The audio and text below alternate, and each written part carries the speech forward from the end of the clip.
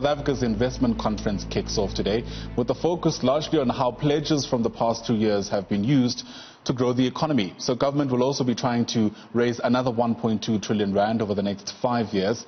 Some plans have been derailed, of course, by the COVID-19 pandemic, as businesses and state-owned entities have been scaling back on some of their expansion programs. But President Cyril Ramaphosa says he's still optimistic.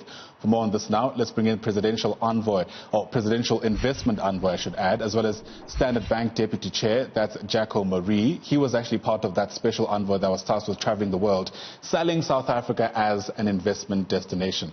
Mr. Maree, thanks very much for your time. Welcome to the AM report. And what a time it is, right? So scary unemployment figures, really high crime rates, concerning political developments in the country. Do you believe South Africa still has a good story to tell? Well, you're certainly right there. And, we are in a difficult place at the moment as a country. But I suppose it is also just worth saying that we are not alone. Pretty much every country in the world is facing huge issues at the moment. So we must see this thing in context clearly. I mean, undoubtedly, South Africa has two very big challenges at the moment. The one is the fiscal situation. We heard from the Minister of Finance recently that we're borrowing something like 2.1 billion rand a day as a country, which is clearly unsustainable in the long term. And then we've got this, the factors that you've mentioned. So the question is, how do you get out of the hole? And the reconstruction and recovery plan that was announced by the President about a month ago is critical in this configuration. And what a lot of people don't know is that there was actually a booklet published at that time, and it really is very detailed. It highlights. I just going to flash up one page, which just shows you the action lists that were published with what's got to be done in 3 months, 6 months, 12 months. So there's a lot of detail that's been put together, and I find that very encouraging. Right. Help us better place, something like an investment conference during a global health crisis, right? So I've already mentioned that already we're seeing many SOEs and companies scaling back on some of their expansion programs, a big necessity for growing the economy. How worried should we be about those abandoned plans? Well, it's not quite as bad as that. As the President said in his letter yesterday, we're trying to attract 1.2 trillion rand over 5 years. The commitments in the first 2 years were something like 660 billion rand. And of the 102 projects that have been announced so far, roughly 75% are already in some phase of being rolled out or launched, and a much smaller percentage are either slowed down. There's been very little cancelled. It's just kind of slowed down. But what I do want to emphasize is that the real challenge for South Africa is that most economists would tell you that if we're going to grow this economy, we have to get investment as a percentage of GDP to north of 25%. And currently in 2019, we were sitting at about 18%, so 7% below where we need to be. And if you look at that 18%, 13% comes from the private sector and only 5% from government, SOEs, public sector. So the real key is how do we move the private sector investment in GDP, as a percentage of GDP, from, call it 13% up to 20%. The government, as we know, is fiscally constrained. It doesn't really have the resources. So this is why we are totally really reliant on the private sector and obviously partnerships with government. But the government's largely got to play a facilitating and enabling role to unleash the private sector, because the government, the state doesn't have the fiscal and the monetary resources to do what has to be done. And what does that unleashing look like, Jacko? Is it a matter of tightening existing regulations, loosening them up, being clearer perhaps on what is expected, at least insofar as the private sector's plans are concerned? Help us better understand the trajectory that government should be following in order to, again, allow the private sector to reach that 20% threshold that you're speaking about? Well, if one reads the economic reconstruction and recovery plan, a lot of the items are covered there. And what's very encouraging about that is it wasn't just proposals from business. This was thrashed out in NEDLAC, so you've got labour and community involved in the process and buying into the process. But as you know, one's heard so often, for private sector investment to thrive, you need to create the conditions that private sector businesses, whether they're foreign or local, will invest. And companies invest because they see an opportunity, to make money and get a return on their investment. And in that process, of course, you create employment and jobs and growth. So there are many areas in South Africa that are very attractive, even as we sit today. You know, we are ranked in business process outsourcing. That's kind of call centers for big global companies. We rank, you know, in the top few in the world, according to over the last number of years. I think when it comes to renewable energy, South Africa is blessed with incredible sun and wind and so forth. We are one of the most attractive places to look to build renewable energy facilities. But of course, if you're going to be able to do that, you need the enabling environment, the legislative freeing up to make it easy for companies to get their projects done. So, Jacko, you've been part of the team that's essentially been tasked with selling South Africa to the rest of the world.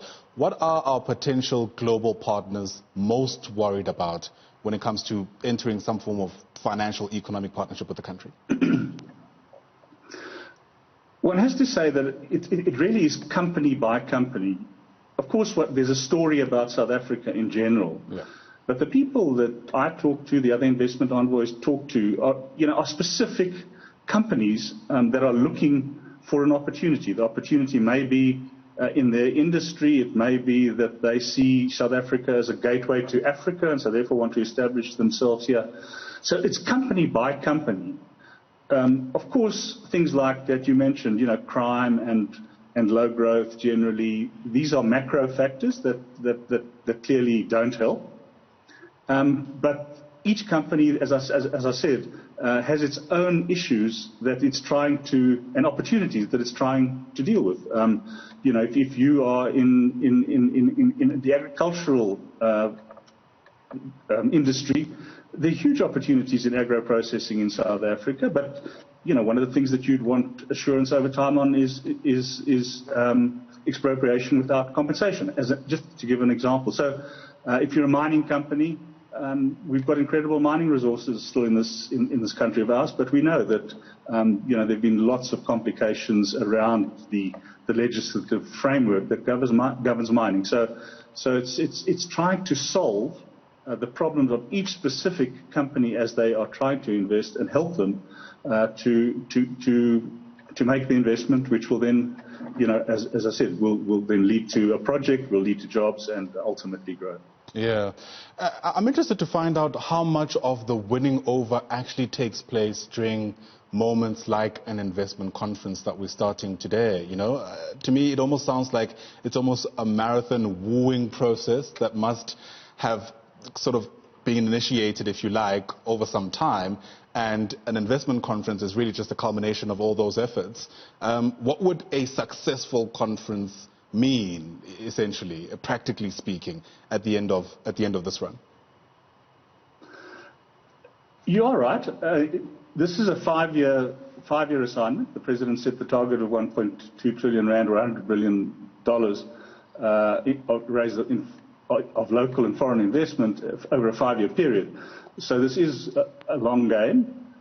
We're having a conference once a year, which I think is really more of a check-in point to see how we're going and to re-emphasize things. Clearly, the world that we're talking to today is completely different to the world that we were talking to a year ago, both globally and in South Africa. But to give you some idea, this afternoon, there are focus sessions, on energy, on small business, on land reform, on mining, on infrastructure, on ICT and digital. So and tourism as an example. So there are a whole bunch of focus groupings with ministers and businesses interacting. So you can log into that obviously virtually today. Tomorrow is the big in the afternoon is the big plenary session, and there you're going to obviously have a lot of conversations at high level panels and interaction between private sector players and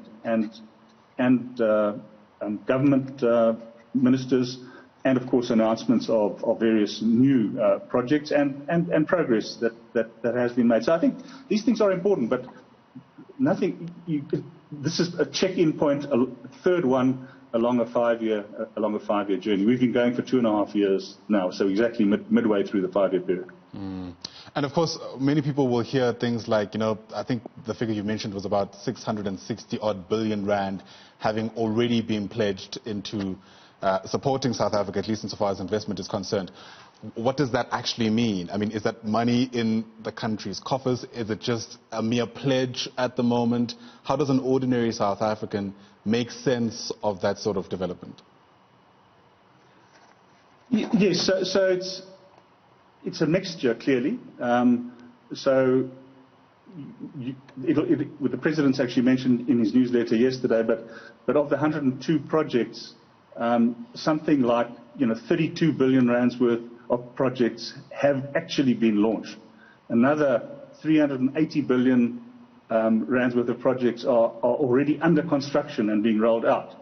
And then another 100 billion are in the early stages of development. So it's not a sort of a one-off thing where the money's suddenly there. This is money that's being invested in projects over time, and as you build a factory or build a mine or build a solar wind farm, the money comes in, as the project is rolled out.